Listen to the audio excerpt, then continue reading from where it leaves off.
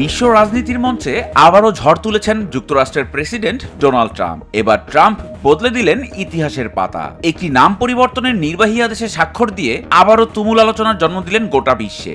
যুক্তরাষ্ট্রের ইতিহাসে ট্রাম্পের এই উদ্যোগ যেন এক অভূতপূর্ব পদক্ষেপ।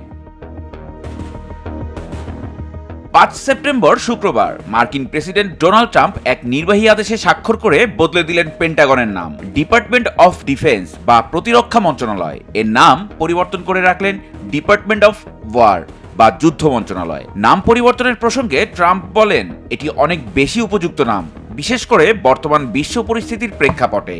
আর পেন্টাগন প্রধান পিট হেগসেথ বলেন, এখন আমরা শুধু প্রতিরক্ষা নয়, আক্রমণেও যাব। ১৭৮৯ থেকে ১৯৪৭ সাল পর্যন্ত এই নামের অধীনে যুদ্ধে অংশগ্রহণ আর যুদ্ধ জয় করে আমেরিকান সেনারা। পরবর্তীতে ১৯৪৭ সালে প্রেসিডেন্ট হ্যারি ট্রুম্যান এক আইনের মাধ্যমে নাম পরিবর্তন করে ডিপার্টমেন্ট অফ ডিফেন্স করেন।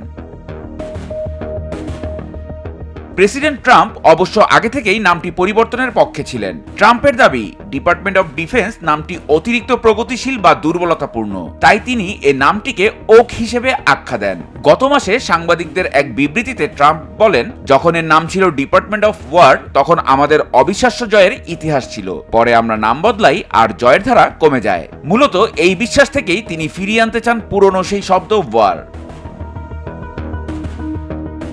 তবে কংগ্রেসের অনুমোদন ছাড়া নাম পরিবর্তন আইনগতভাবে কার্যকর নয়।